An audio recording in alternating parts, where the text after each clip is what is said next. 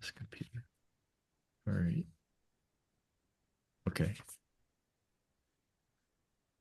Okay. All right. Okay. Well, Happy New Year, everybody. Welcome to Happy New the Thursday night Course of Miracles group. I am Chris Green. This is my lovely wife, the Reverend Reja Joy. I didn't even read that. Have to read that off the cue card, did I? That's pretty good. We're back in chapter 1. We're starting all over again. We're in the text, chapter 1, part 1, Principles of Miracles, and we're going to read paragraphs 25 through 38. So we're going I don't even know which number that is. So it's paragraph. Oh, Oh, yeah. go to 25. It's principle number 23. Okay, that's where we're going to start is principle number 23, and that is paragraph 25. Okay, all right. Hello, everybody. This is Sandra, and I'm just going to be listening. Okay. All right, Sandra. Hi, Good. Sandra. Yep. Okay, so today is the second, and it's 2025. Oh my God, this is our 5th year on the Zoom. The start of our 5th year on the Zoom. Oh my gosh. Oh, I can't. And then we did 8 years in a brick and mortar. Oh my God. Time Suddenly I flies. feel real old. No. No, I don't feel that old. All right. If you'd like to read tonight, raise your hand or make some sort of gesture, and Joy will read them off to me randomly. Okay. Nobody? I can't read yet because I haven't found it in the book yet. So, and I don't even know if I have the right. Oh no, Jacob, what? why don't you go to our website? What do you want me to send She the did link go in to the chat? But she did go to the website. No, that's okay. Oh, all right. Here, hold on. Hold on. I will send it to you. All right. Just a second. For a second. Oh, maybe I don't. Did we lose Charles? I don't know. Oh, I'm sorry. Carry on. I'll find the Oh, book. no, here, no, I'm getting, I'm just about there. let's see. There we go. Now, this link, Oh, watch how out. about chapter 1? Yeah, that one. 30. That one. You click the one below it. It's okay. This is the lesson, but that's that's Friday. I was on Thursday. Oh, I was on Thursday. I need this. Oh, And it might be the same one I did, but Nope. okay. No. Yes, honey. Well, tell me what page it's Wait. on. Go to chat. Oh, it's I love this email that I send out, and it's on our website as well. So I hope that everyone could take a peek because in the large print. It's page. She doesn't have large print. Oh, she doesn't have large print. Jacob, do you see the chat, honey? The chat on your website? No, on the Zoom chat. Oh, chat. Yeah, Okay. go down, see people. I think it's no. Oh, I see it. Yeah. Do you see the link? Just go to the link. Just either copy and paste or something. Copy and paste. What are you on? Your laptop? The sound isn't working. I will log out and log back in. Oh, Deb. Okay. Okay. Just right click and you could copy link. Right click and copy link, and then what? I don't want to take up your time. I don't see a link. It's okay. It's okay, really. You're in the chat? I pushed chat. And I just sent it to everybody. Do you see it, Barbara? Anyone else see it? Oh, okay. Over on the right. Okay. Yeah. Click the link. Right click and okay. Right click copy and then paste it in your browser and you're good to go. You can actually Okay. I got it. click on it. Okay. We lost Charles. Do you want to read, Jekka? Okay. Okay. All right. Where'd it go? I don't know. Close the chat. Is he behind the chat? No. Maybe he might be back. We can wait and see. All right. Okay. Okay. Anybody else want to read? Anybody else reading? Deborah, did you get your sound back? Can you hear me? Yes. Yeah. Oh, yes. I got it back. All right. Do you want to read, Deborah? Where are we? Oh, chapter 1, Okay. very first section. We're on paragraph 25.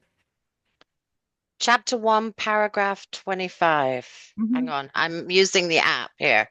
Oh, go ahead. Chapter All right. 1. Okay. Paragraph 25. So is that still in Principle of Miracles? Yeah, it sure Yep. is. And we'll be there for a couple days. And this is principle Okay. 23. Well, It's principle 20. 23, but it's paragraph 25. Okay. Yeah, Principle 22. 3. 23. Got it. Okay.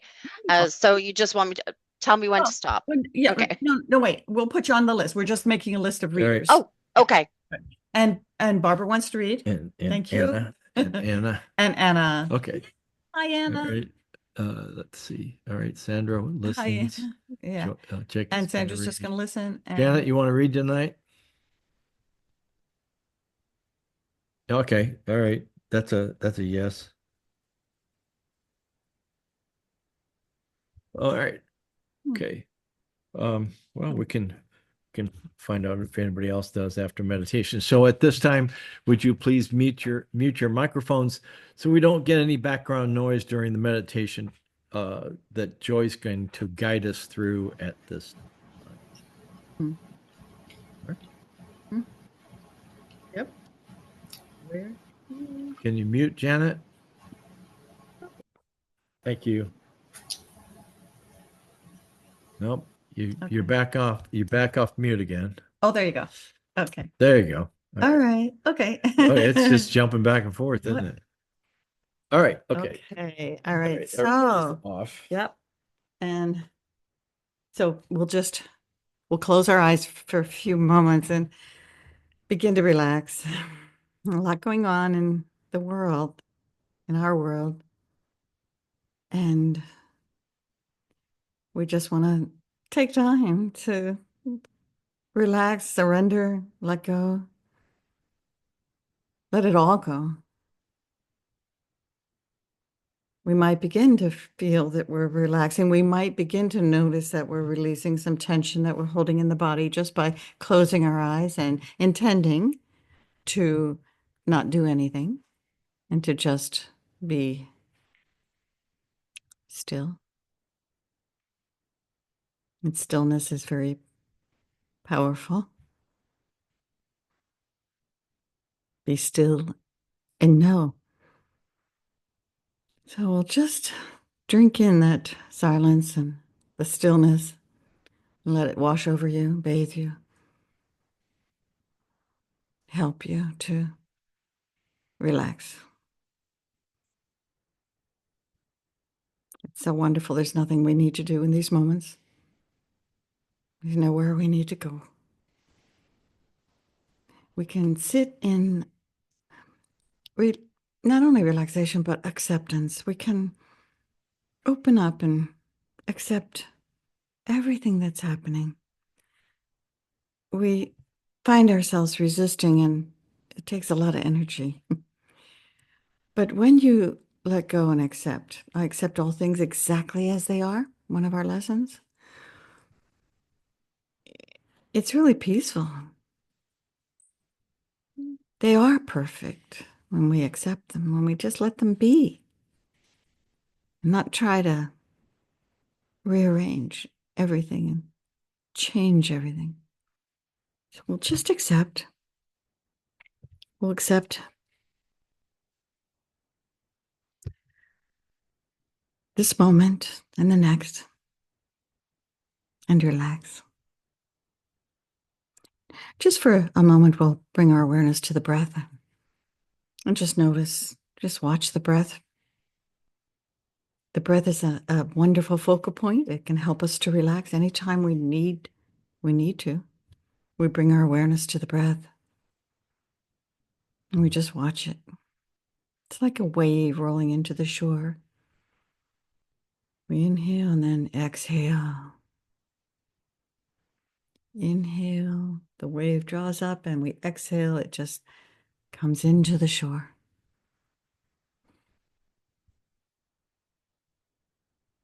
And so tonight, we're starting the lessons again. And in the workbook, it tells us a theoretical foundation such as the text is necessary as a background to make these exercises meaningful, yet it is the exercises which will make the goal possible. An untrained mind can accomplish nothing. It is the purpose of these exercises to train the mind to think along the lines which the course sets forth.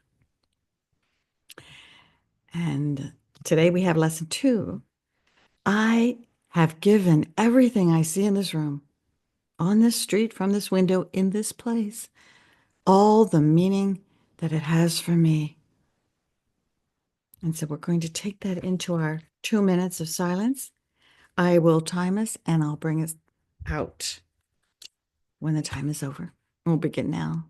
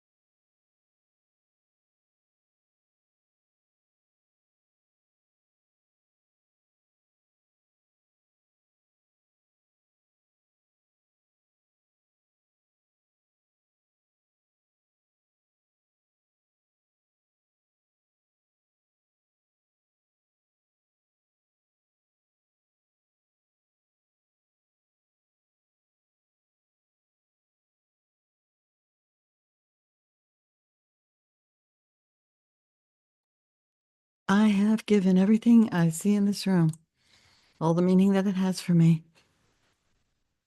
When we're ready, we'll open our eyes.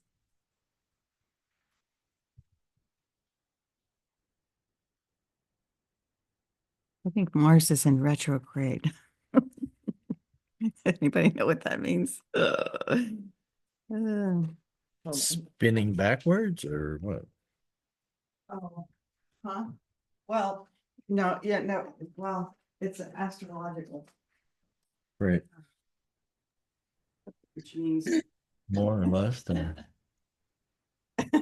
you giving it more light or less light? More? Just perfect. Yeah, that looks good. Right. Okay, we're in chapter 1, part 1, the principles of miracles. And we're going to start in paragraph 25, which is principle number 23. Jaka, are you ready to go? You're up first. Miracles rearrange perception.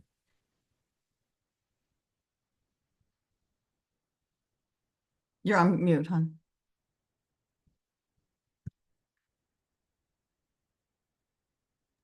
No, I'm not organized yet. It went off my screen because I had to go to the website. So you can pick someone else for now and then Sure. I'll get this. Okay. All right, Barbara, can you start? Paragraph 25, principle 23. Miracles rearrange perception and place the levels of perception in true perspective. This heals at all levels because sickness comes from confusing the levels.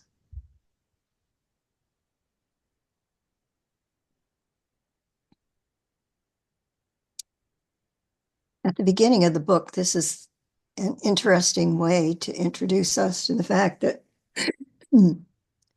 our perception is not all there is. Mhm. And our perception is what causes us suffering and all sorts of illnesses. And so when we ask for a miracle, we're asking that we might see truly. And the response to that is that the miracle rearranges things so that we see with clarity and with greater accuracy what's actually before us. And I really like the idea that calling forth a miracle is to ask for true healing, healing that comes at all levels.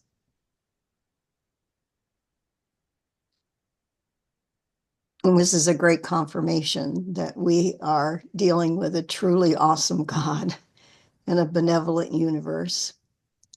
And if we could just take that in, we wouldn't have to learn anymore. I'm complete. Thank you. Thank you. Now, in the Mm. last chapter before the end of the year, we got into what levels actually means, right? I don't know. My brain stops at the word level.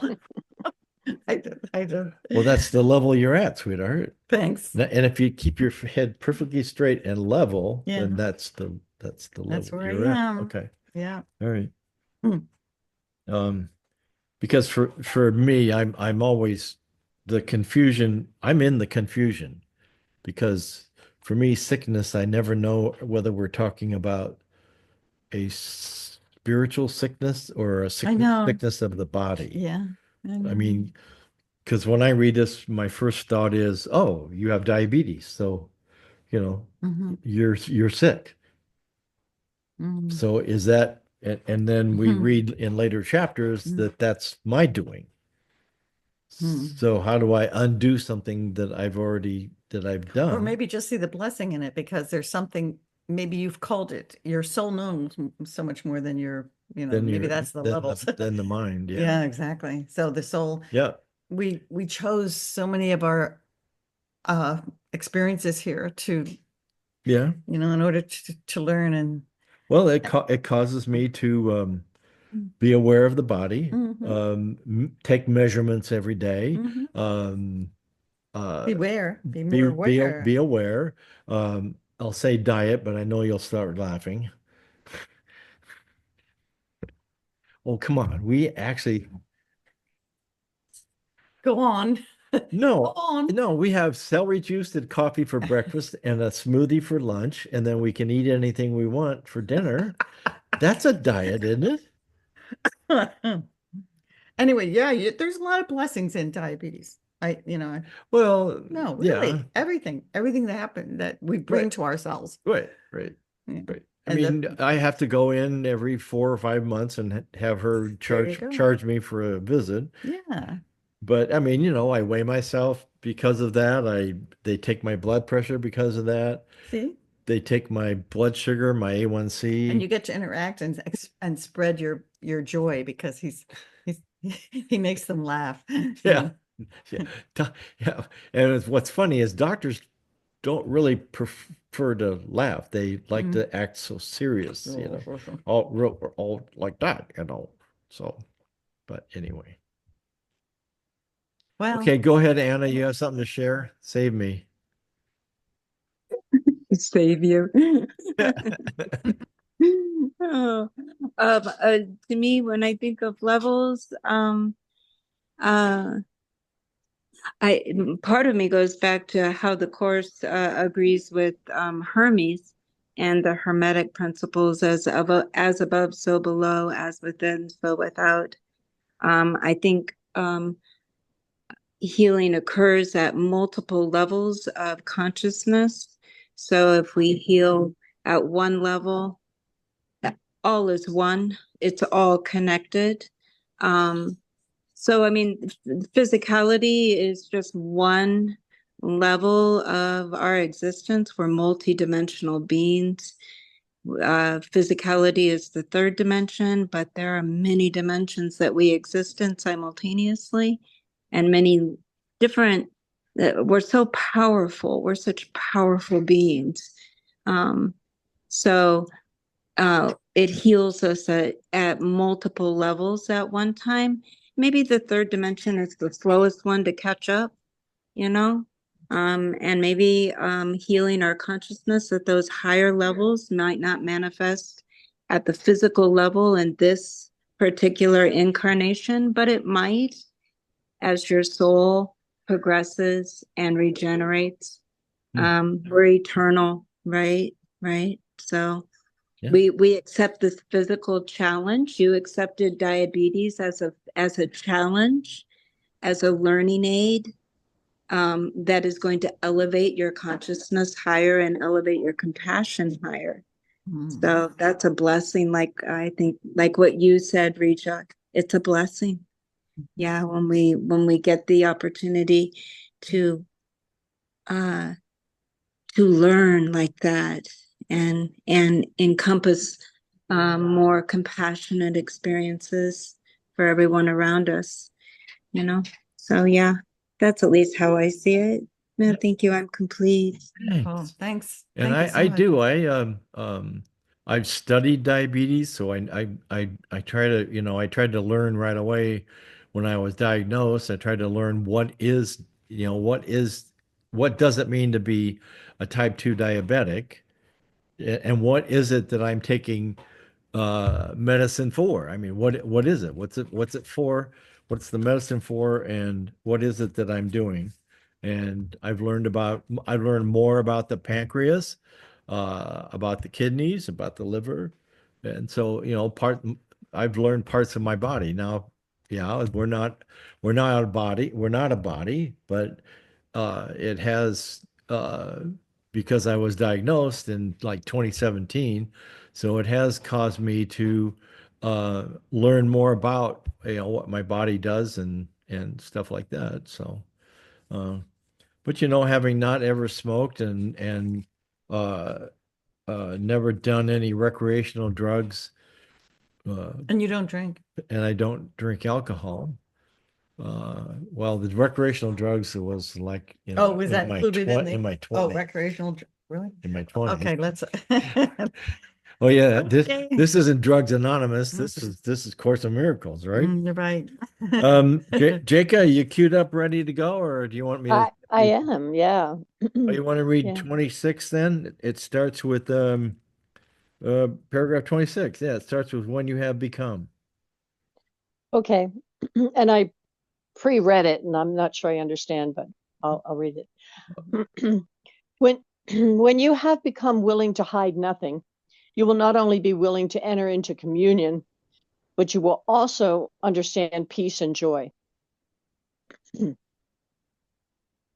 Your commitment is not yet total, and that is why you still have more to learn than to teach. When your equilibrium stabilizes, you'll be able to teach as much as you learn, which will give you the proper balance. Meanwhile, remember that no effort is wasted, for unless you remember this, you cannot avail yourselves of my efforts, which are limitless. Only eternity is real. Why not use the illusion of time constructively? There seems to be a lot in that paragraph that and maybe in all of them, but and it seems like a lot that doesn't go into detail. So I'll wait and see what someone else wants to comment on what we read. Oh, okay. I think this is about not having private thoughts. Hmm. Oh, Because if I'm having private thoughts, it's because I'm either judging myself and I'm hiding it. I'm thinking stuff in my mind, but I'm not telling you what I'm thinking. That doesn't that doesn't, it's not a relationship if it's not based in what I'm thinking and feeling. Hmm. And if I'm having private thoughts, Hmm. then I'm not even telling you what I'm thinking and feeling. So I'm really not in relationship with you, but pretending that I am. Hmm. I'm complete. Thank you. Yeah, the last sentence. Why not use the illusion of time constructively? So that goes back to what I talked about with my diabetes. Because I was diagnosed, I've spent a lot of time studying, and I'm in a Facebook group that you can't be in there unless you're a diabetic. Yeah. Um, either type 1 or type 2. So somebody in the group has to invite you into the group. So my son's diabetic and he got invited in, so he was able to invite me in. So, and I think it's called something when I'm a diabetic or something like that. So, I read some of the shares that are in that, and it's interesting how people struggle with stuff. Hmm. And I'm very, I'll admit this, I'm very judgmental on the diabetes commercials. I mean, we're only one of two of the powerful countries in the world that even allow medical commercials. Oh. I mean, Canada doesn't, England doesn't, Spain doesn't, France doesn't. Hmm. I think us, and I think maybe Germany are the ones. May I ask how you feel when you're doing the celery juice and the smoothie and all of that? You must be feeling pretty good. Yeah, my numbers are good. I mean, the diagnosis, when I was diagnosed in 2017, my A1C was 11 and a half, and now it's under 6. So, I bet if you refine a little bit more, you can cure it. well, yeah, basically under 6, you're not even considered diabetic. You're in that pre-diabetic range. And they make that stuff up. I mean, it's just interesting how they make stuff Mhm. up. So, Yep. yeah, yeah. If we, Well, I want to support you in what you're doing. Right, right. Chris, before we go on, that there's down toward the 2/3 of the way down, it says, meanwhile, remember that no effort is wasted. For unless you remember this, you cannot avail yourselves of my efforts, which are limitless. And I don't see the connection there. I like that no effort is wasted. I mean, even, I don't know. I mean, even if if I backslide, um, no effort is wasted.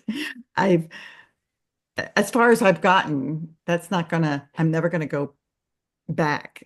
You can't go back, You Yeah. just so, but you cannot. But if unless you remember that no effort is wasted, you can't avail yourselves of my efforts.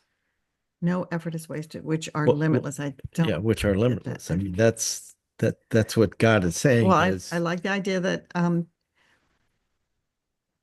I can avail myself of the Christ effort, right. and they're limitless. That's nice. And I like that only eternity is real. And I like the suggestion that we not use that. Why don't we use illusion of time constructively? And that comes to me a lot. I'm still here. I can still use this illusion while I'm here. I mean, Right. I regroup and say, okay, wait, I'm still here. I can, all is not And lost. right. And this wasn't another principle. This is paragraph 2 of Of principle 23, 23, which talked about, and rearranging perception. yep, Mhm. which talked about levels. So, I mean, if you Mm. go back to levels, then what they're saying is that no matter what you're doing, at what level, if you could say at what level, Mhm. your effort is not wasted. So, You know what I realized at the beginning of the text is for me the hardest. Oh, there's Charles. Oh, Charles, bless you. hey, Bless you. hi, Tweety, Electrical problems. you're back. Electrical problem. Yay. Oh, Yeah. would you stick your We finger missed in the you. socket again? We missed you so much. Jeez, don't This, do that. this, I missed the you. circuit went off and it won't go back on, so I had to switch plugs to a different plug. Oh, no. Wow, we Okay. just had the same thing with the new So trend. Yeah. I have to call the management and Yeah. tell Yeah, them we about had it. we had to get a new breaker. A new breaker The because it was breaker too weak. was too weak. It was So it was we just didn't. Oh, They okay. actually, the guy came in and he had the piece of equipment that I wanted, which measures how many amps the treadmill was pulling.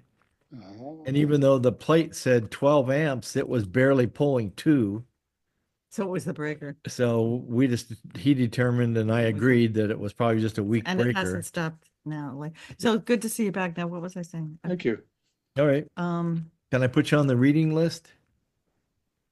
Yes, you can let me know we're reading. Yeah, I'll let you know. All right. So, so you were talking about uh how you don't understand the connection between your efforts and Oh, I know that part. God's Okay. efforts being meaningless. All right. Or God's efforts being Whoa. meaningless. I'm gonna be in so much trouble for Yeah. that one. No. Jeez, I'm gonna have to answer for that when I get to the pearly gates. Hmm. Limitless. His efforts are his efforts are limitless. Okay, well, All right. I'm done. Okay. All right. So, does Charles need to know where we are? We're in No, it's not chapter his 1. turn to read. Well, he though. might want to read along while someone else is reading, so right? So Yes. we're in Okay. chapter 1, Chapter 1, part section 1, 1. Principles of Miracles, paragraphs 25 through 38. And right now we are in paragraph 27, which is principle 24. And Deborah, are you ready to read? Yes. Okay. All right. Paragraph Okay. 27. Miracles enable man to heal the sick and raise the dead because he made sick. I'm sorry. Oh, I'm sorry. Oh, forgive me. Am I on the wrong one? No, I am. Oh, I'm totally on the wrong thing. Go ahead, honey. okay. I got- Miracles enable man to heal the sick and raise the dead because he made sickness and death himself and can abolish both. You are a miracle capable of creating in the likeness of your creator. Everything else is only your own nightmare and does not exist. Only the creation of light are real. I love that.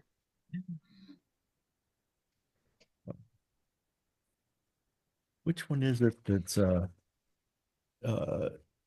giving and receiving are equal? You know, which principle that is? Because that's a big argument.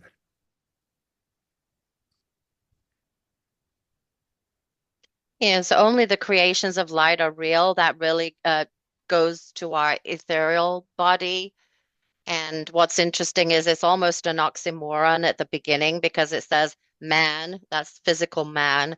We're able to heal the sick and raise the dead because we made them ourselves. And so if we believe in our body, we always will have sickness and death because we created them ourselves. And the only way to heal the sick and raise the dead is really, in actual fact, to abolish both. So, um, and about the levels, I've always been really confused about the levels. Recently, I've been doing a lot of studying on the levels, and just what helps me with the levels um, is thinking of 3 different levels. One is someone who's asleep, someone who's waking, and someone who's awake. And so if someone's waking, they're still thinking, believing all the things of the world, believing in sickness. Oh, I can make this world a better place. We're waking, but then he tells us about a choice. We have to make a choice, right? Choose again. And the choice in the end is to actually abolish our thinking that there is a physical world. It's the only way we can escape it, right? Okay. Go ahead, Charles.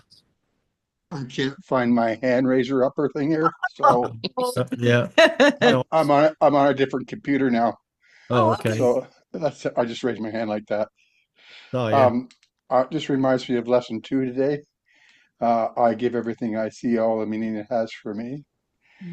Um, when we feel loved or when we feel unloved and unlovable, okay, sickness enters in Hmm. to demonstrate that we're feeling unloved and unlovable.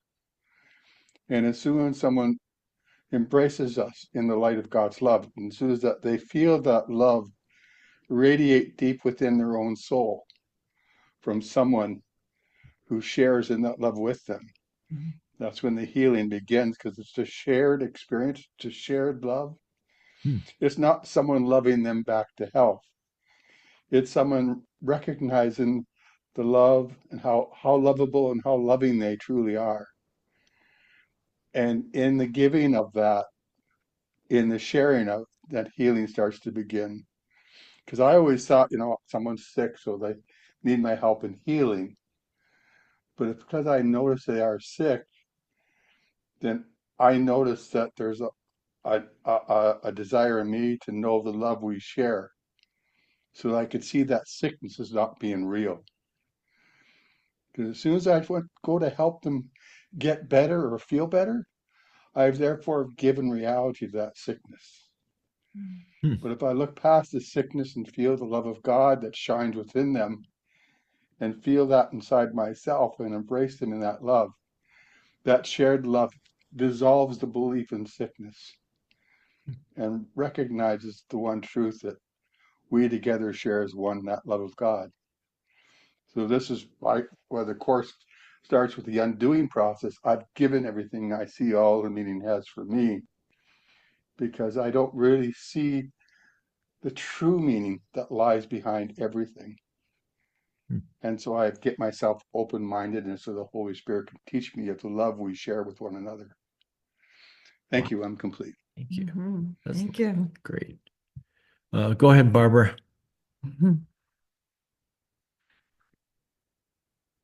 What Charles was saying reminded me of a time when I was with a group of Native Americans, and um, they were having a religious service, and it was according to the white man's religion. And so one of the things that happened during the course of their service was they were to pray for people. Well, someone asked me to introduce that time. And what I found myself saying was that the best thing that you can do to help someone who is ill is to remember them when they are at their most vital, their happiest, and their most joyful time in life. Not to think of them as ill, but to think of them in their full vibrancy. And I remember that Jesus, when he was with people, he wouldn't necessarily magnify whatever was wrong with them. He would go right to what was limiting them and release them from the limits. And it was very heartwarming to see how the Native Americans responded to that. Unfortunately, our white religion tends to be limited in focus. And for whatever reason, the things that I said gave them permission to move beyond the limitations.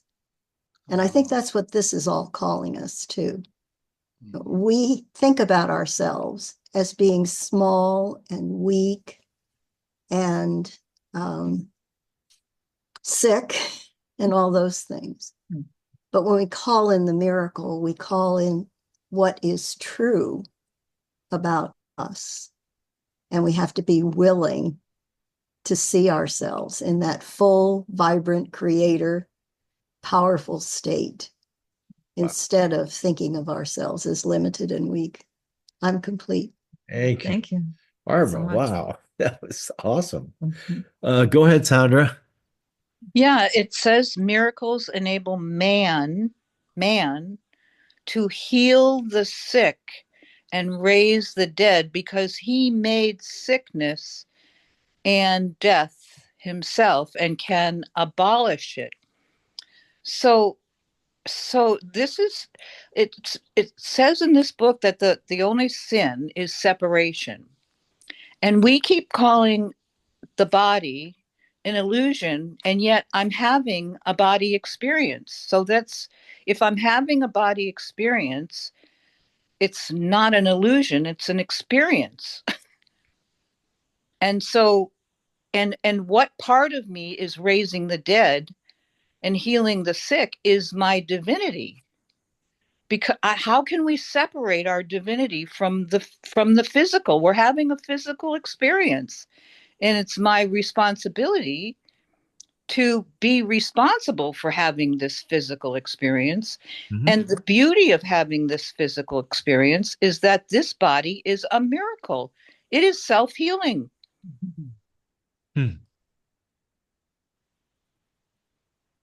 So if I use my higher mind to work with this body, there is no more separation between body and spirit. It's like, and the body has a is temporary. The spirit will go on. That's when the body separates from the spirit, then it's dead. So then the spirit goes on, but it's not the spirit separating from the body, it's the body separating from the spirit, because its time is over.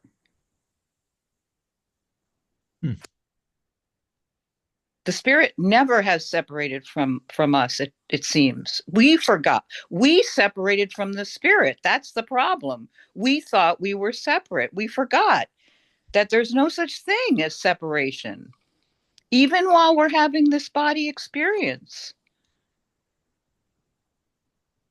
I'm complete. Thank you. That's great. Anna, can you hold on a second? Charles keeps trying to raise his hand over here, and he can't find his little hand raiser. Sorry, I've only got one good eye. um, I do appreciate. I'm not trying to interrupt. I really want to hear what she has to say because it's truly is important to me to feel where she's coming from, and it really is a joy to hear that.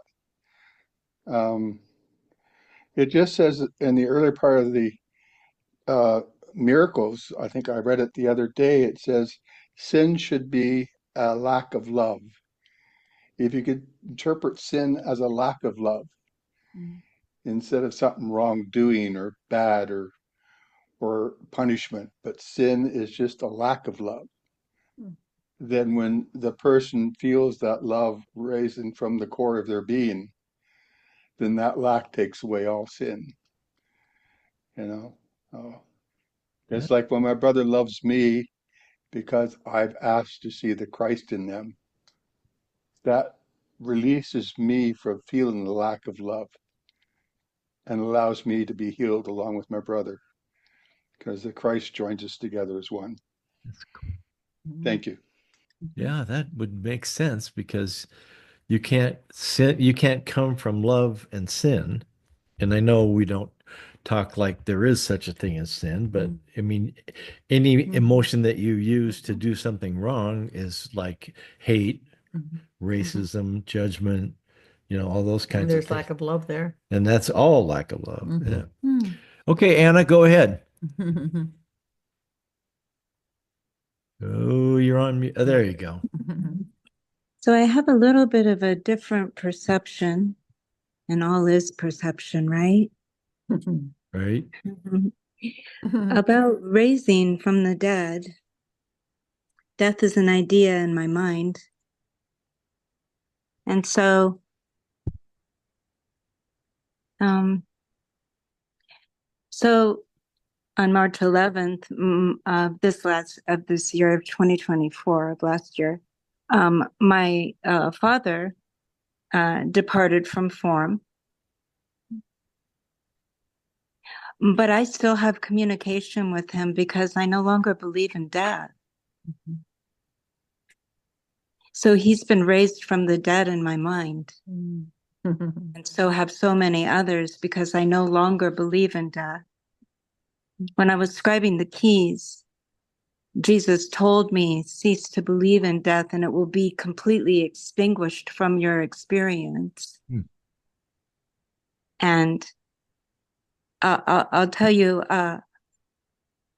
the day that my father departed from third dimensional form, before I knew that he had departed by official news, like receiving a phone call or a letter or whatever, I was out for my morning walk, and my Uncle Bill, who departed from form 6 years prior, came to me and said, Annie, you don't have to worry. He's here with us and we're having a great time.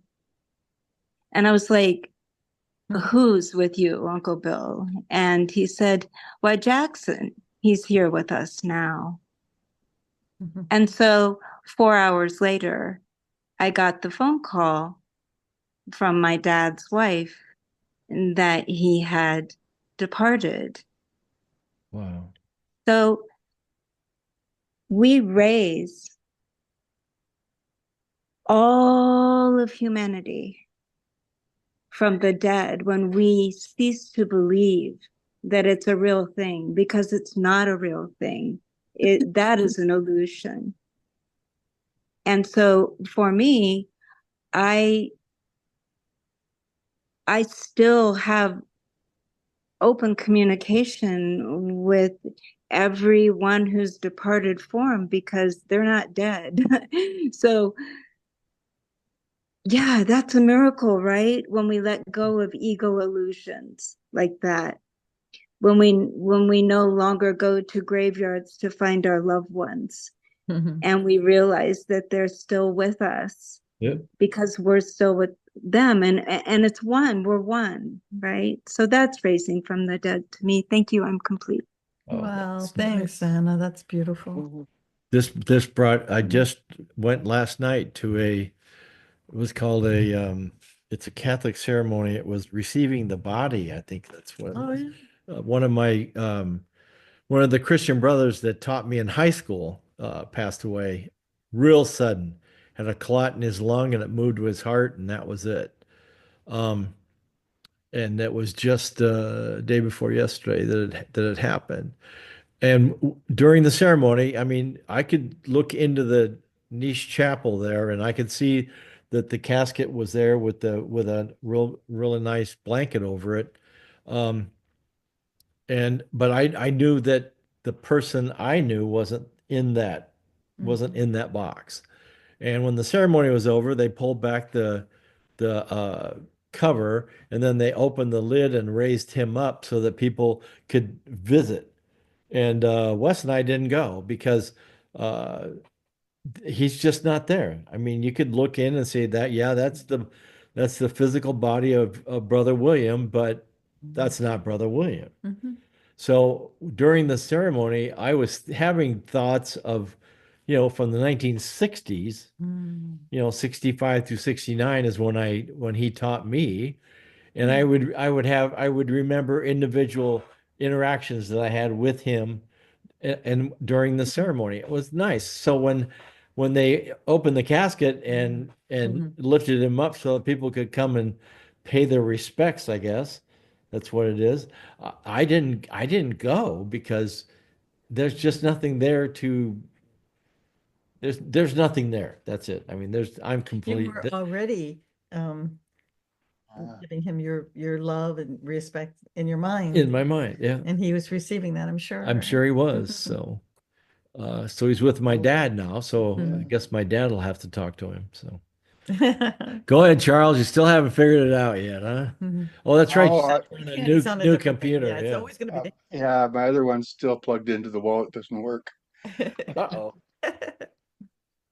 I just love the way you said you shared with him while you're at the service of all the memories you were having with him. he was actually there with you in the memory. He was there. Your presence, your sense of presence drew his presence to you, and you had that fond time with him in that memory. That's eternal. Yeah. That didn't happen in the past. That was happening now. That Wow. was a now visitation that you were having with him over a shared love that you had in your life. So what we sense when we look at a form, we sense life or we sense just the form. So when you walk into a city, you sense the form, but where do you start sensing life? Wow. Spirit is life, you know, and life gives off that wonderful energy. When we sense somebody, we sense the energy of life. Okay. That's the Christ self. That's the God. Wow. Anyways, thank you. But you had a beautiful visitation from him while you were there at the Yeah, service. it was nice. And that it was that cathedral, so it's a beautiful church. So that just brings in all the souls that have gone through there and passed through there and it was there was a few real bodies, but it was really it was really crowded otherwise. So, and when we talk about this, the healing the sick and raising the dead, I keep the word Lazarus keeps popping into my head. So is this basically, if that story is true, is this basically is what true. Jesus said, or what Jesus did was that he said, there is no death. Lazarus isn't really dead. He's just lying there. He's just been lying there for a while, Sleeping, yeah. sleeping, I think he said, or Yeah. something to Well, that. they said to Jesus, he's been there for 2 days. He's starting to decay and stink and rot. Yep. And you're going to bring him back? But nobody tells us about Ananita, who had cancer and all her cells were destroyed.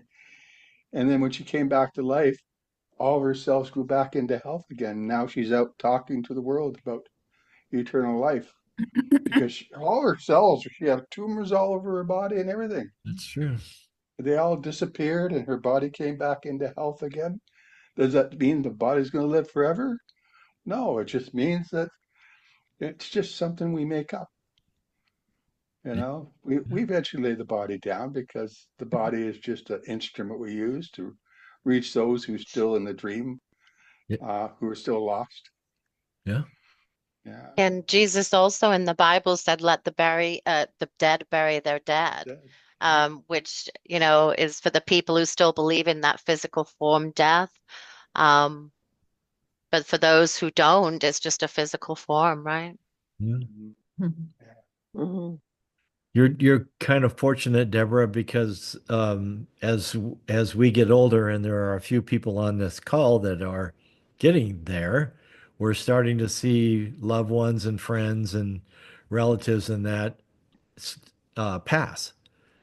So, I mean, I can count on both hands the number of people that have passed in my circle of influence. Probably we're up to about 12 within the last 3 years. So, Mm. and every one of them that goes, your mind struggles with what just happened.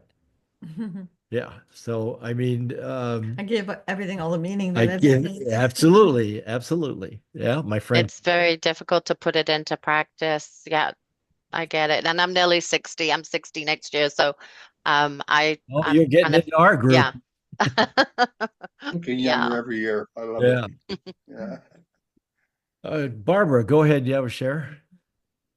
I'm also thinking about Jesus and the fact that he was further advanced than we are, so that when you were in his presence, you were so amazed, or you were held in his vibration, which is so much higher than your vibration, that he was able to override whatever you were experiencing, because he was lifting, as it were, you out of the thoughts and the limitations and all of that, because you concentrated so much on who he is and the vibrancy of his personality, of his presence, whatever it was.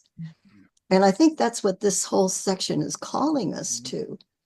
We always have a choice. Do we focus on the limitation, or do we honestly believe that we are powerful enough to be as Jesus was? And so anytime you're experiencing whatever you're experiencing, it doesn't have to be a physical illness. It can be any limitation of any sort. You have a choice to really focus on that, or to look to Jesus and recognize that he didn't say, worship me. He said, whatever I have done, you will do even more than I have done. True. So we need to pull ourselves out of that tendency to be focusing on limitation, to be focusing on weakness, and to really accept the fact that atonement at one ment means that we're no different than Jesus. He's just a little further along. And he always extends his hand to us. He always invites us to find that something in ourselves that will pull us along to be where he is. It's not easy. It's not easy. Do you But the remember, truth of the matter is, he knows where we can be and wants us to be there with him. Or is it easy and we just don't know that? you remember Catherine Kuhlman? We're the ones that make it hard, right? Right, Barbara? Yeah. Catherine who, Charles? Catherine Coleman. Oh. She was a faith healer back in the early days.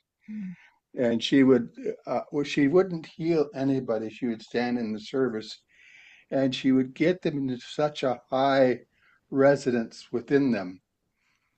And then she would offer them the invitation for the love of God to work through them into whatever is bothering them. Wow. And then they would basically either drop their crutches or whatever the case may be, but she didn't do any healing. She just brought them to that resonance where they could really receive. But all the healing was temporary because they attributed it to her. Oh. And Jesus did the same thing. Those who attributed the healing to him, all the diseases came back. But those who attributed to the healing to God's love, they became whole. And the disease never came back. That's what happened to the 8 leopards. Yeah. Okay, 8 of them were healed, but only one was made whole. Because one attributed the healing to God, the other one's attributed the healing to Jesus. And we don't know what happened with Lazarus. All we have is the one epistle that talks about that raising from the dead. We don't know how much longer he lived or what he did or where he went or anything. It doesn't really matter, no. It was just a we just demonstration. have that one story. So let's see.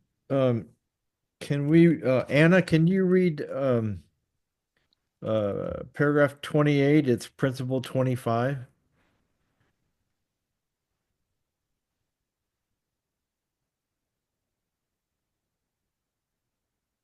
Principle 25. Miracles are part of an unlocking chain of forgiveness, which, when completed, is the atonement.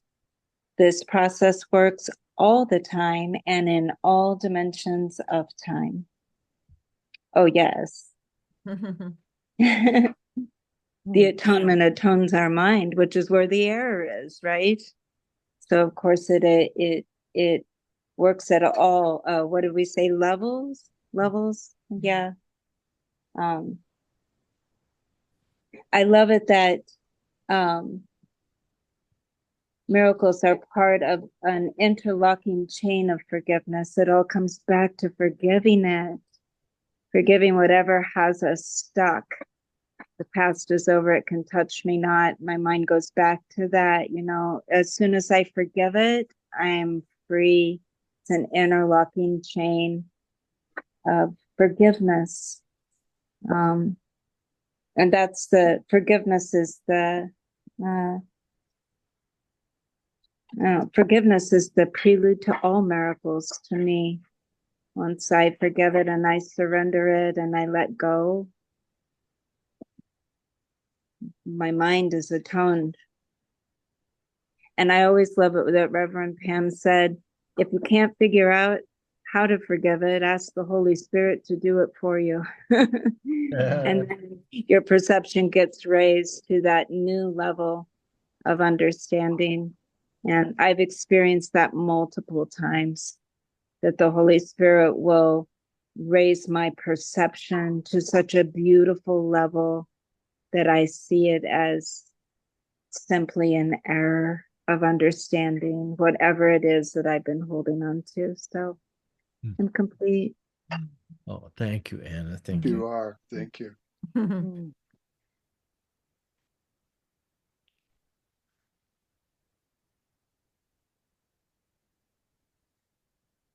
Janet. Huh? Okay, paragraph 29. Janet, can you read for us? It's the second paragraph of Principle 25. I am in charge of the process. Let's see, 26.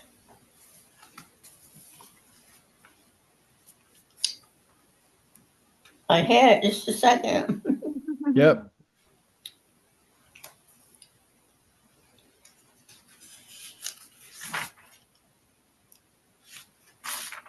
While she's Oh, finding that, can found I it. Yeah, thank you.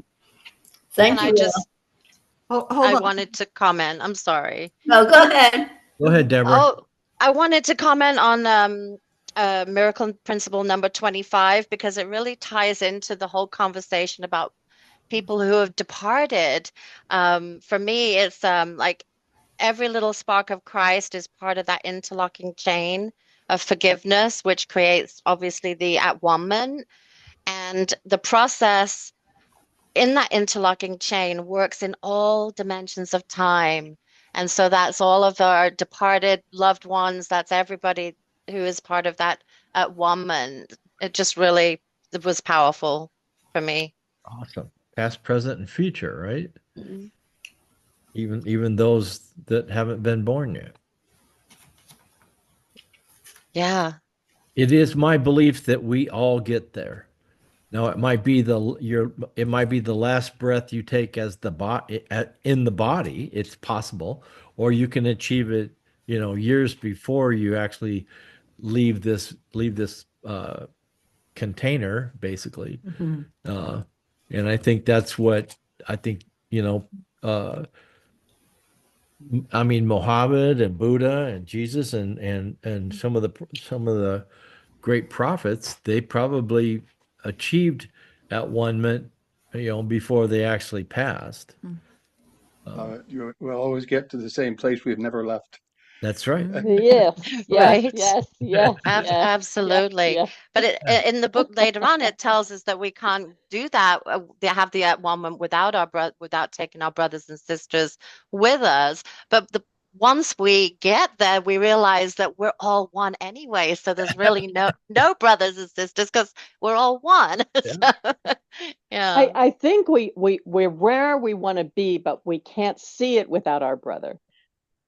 You know what I mean? There is no distance between where we are now and who we really are. We are the atonement, you know Yeah. what I mean? It's already Yes. happened. But whether we ever experience it or not, is a different story. It's kind of like I always say, we're kind of pushing this illusion around and Yeah. trying to know our true being, our real being, and our essence. And that is true for us and all our brothers, all of our brothers. It's not an individual thing. It's unity. It's total unity. That's so So true. And I was reading the very beginning forward of the book and the other book, but it's a very good forward. I love it. And it was saying that Helen had her role, but also the gentleman who she was having the conflicts with, she couldn't have done, or no one can do the Course in Miracles alone without that other person mirroring them. Mhm. It was the gentleman who edited the book with her. And Yeah. it was so interesting the way it suddenly clicked. It was like, yes, because she, heard all of this through Jesus, but without this Telford guy and the conflicts, she couldn't have done the course or brought it to us. Right. It was fascinating. Do you know what is amazing is that the little poem that I chose to end tonight, I looked at it and I'm like, there were a lot of pronouns, he, and I realized Helen was talking about Bill Thetford. I think. So wait till you hear the poem tonight. So it was like, Yeah, I got chills. Cool. cool. Saying I can't do this without you. And you showed Yep. me, oh, it's so beautiful. It's called The Gift. Oh, beautiful. Sorry, I interrupted. Well, he had the personality to be able to put it to paper. And she would, if without Bill, it would have just swirled around in her head till she passed. I think it was just perfect. It was just, relationship. yeah, it was, They went It was through a lot. it was a symbiotic relationship, not a parasitic, but a symbiotic. Yeah, it was where great. one Bill needed her to bring it through, and she needed him to write it down. Just like we need our brothers and sisters for the atonement. For Amazing. the atonement, yes. Yeah. And I really do believe it's easy. We just don't know it. I think that's how I feel, that it's just not that difficult. And Joy and I can go back to our marriage. A lot of people go like, oh, you have to work at it, and oh, it's hard and it's difficult. And we go, no, it's not. No, it's not. So, because we went to a sermon one time, and the woman was talking about how hard it is, and there's no free lunch. And in fact, that was the name of her sermon, was there's no free lunch. And afterwards, and we didn't go up there to contradict her or anything like that. We just happened to make one mention of how we thought it was effortless. And she goes, "What did she say? Oh, you're those people. You're those people." And we walked away thinking, well, that was a compliment. Look, honey, we're those people. That's Janet. Oh, yeah. Okay, Janet, can you do paragraph 29? I am in charge of the process. I am in charge of the process of atonement, which I understand to begin. When you offer a miracle unto any of my brothers, you do it unto yourself and me. The reason you came before me is that I do not need miracles for my own atonement, but I stand at the end in case you fail temporarily. The support of my part in the atonement is the canceling out of all the lacks of love which men could not otherwise correct. The word sin should be changed to a lack of love because sin is a man made world and with threat, connotations which he made up himself. No real threat is involved anywhere. Nothing is gained by frightening yourselves, and it is very destructive to do so. Mhm. Perfect, Janet. That says a lot. Mhm.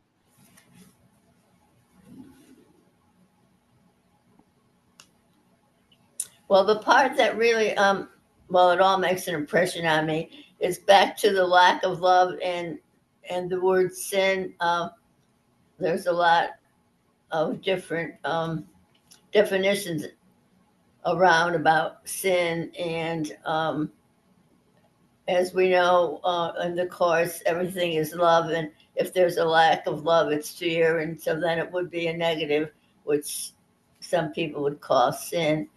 And to me, the lack of love, anything that is unsettling in my mind and body, is a lack of love on my part for whatever reason I'm letting the ego override the big self. And we do it all to myself. And the old saying, which I kind of used to get myself back, you're doing it all to yourself. And do you want to keep dragging the cross around, or just you want to let it go and get back to your original self? But this experience does give us a lot of challenges or chances to bring ourselves back to our one perfect creation. Thank you. I'm complete. That was great, Janet. Thanks. Well done. Oh, go ahead, Charles. And then You got to get that fixed. And then you can do 30.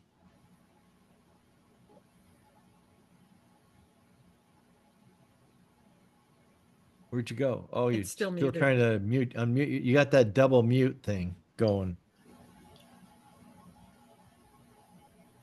There you go. Better? Okay. Yep. Yep. All righty. One thing that really touched me about this reading was the idea of lack of love. And the kind of love that I would give somebody can be, how would you say, a love that is special. If I'm saying that correctly or not, versus a love that is all healing, all loving, all lovable, feeling wholly loved and wholly blessed, versus feeling special. And of course, has a lot to talk about specialness. Right. And sometimes, because someone's really close to us and because we have a strong connection with them, you know, um, I've given everything I see all the meaning it has for me. So, yeah, I wonder how much feelings that block me from truly seeing. That's why the Holy Spirit, right, helps us to undo misunderstandings of what love truly is, what forgiveness truly is.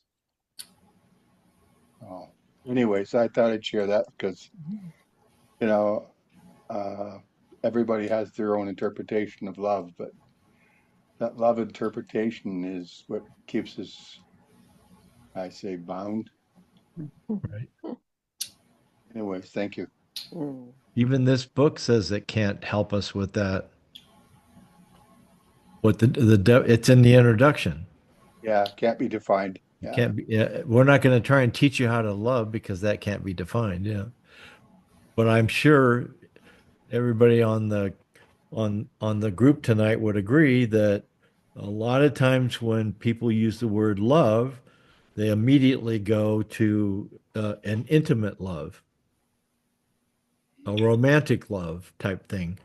Um, I tell some of my friends that I love them, and at first they had a issue with it, but then afterwards they know what I mean. That I there's a I either have to love them or hate them, and I sure don't hate the people I hang with. So, when I tell Mike or my brother Wes or my little sister that I love them, they know what that means. And so I don't feel like I have to hold back or, uh be careful of the words that I say or anything like that. So, uh, Yeah. and I love joy, and that's a okay. That's not a different kind of love. That's the same love. Okay, all right. I'll get off my little soapbox here. Can you read paragraph 30 for us, Charles? Yeah. I It's paragraph 30. principle 26. Miracles represent. Miracles represent freedom from fear. Quote, atoning, unquote, really means, quote, undoing, end quote. The undoing of fear is an essential part of the atonement value of miracles. So that's why they say the first half of the book is the undoing process.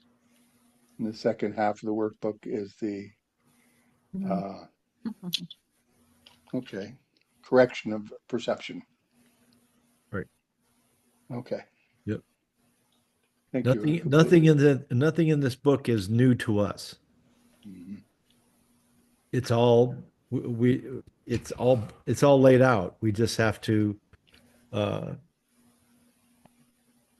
just get out of the fucking way. Get out of the Effing way. Oh boy. Mhm. Thank you everybody for your shares tonight. Uh, we didn't make it all the way through, but we got far enough that this is a good stopping place. We're already past our time. So, Joy, you Mhm. want to close with Yeah. you said you picked out Yeah. a I picked it poem out. called The Gift. Yeah, way before the meeting, and I just opened the book. I often just open it and see what's there, and if I like it, and so we'll just close our eyes for Wait a second. what? Do they know which book you're Yeah, quoting it's from? It's called it's um, Helen's. it's her poems, and it's nice. It's a cloth book. It's a cloth lining. What's I think it's that? still sold in the cloth. I got it a long time ago, but yeah. The Gifts of God Yep. by They have Helen early poems, later poems. by Helen Schuckman. Yeah. So we'll just we'll close our eyes and feel that connection with one another, and we'll imagine that we're holding hands, we're in a circle, and when we do this, we feel the presence. We feel the presence of who we are. We're that one self that we share, right? We feel that presence of the one self that we share with one another and our source. And from that place, we listen to this beautiful poem. It's called The Gift.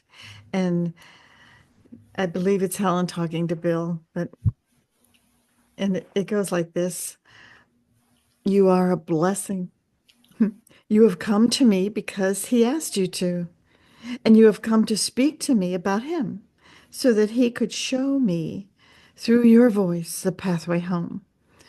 I had indeed been lost until he came.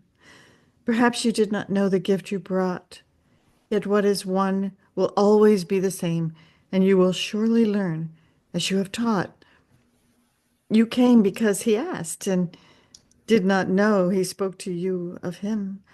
His voice came through with crystal clarity. You came to show the gift you brought to me is given you.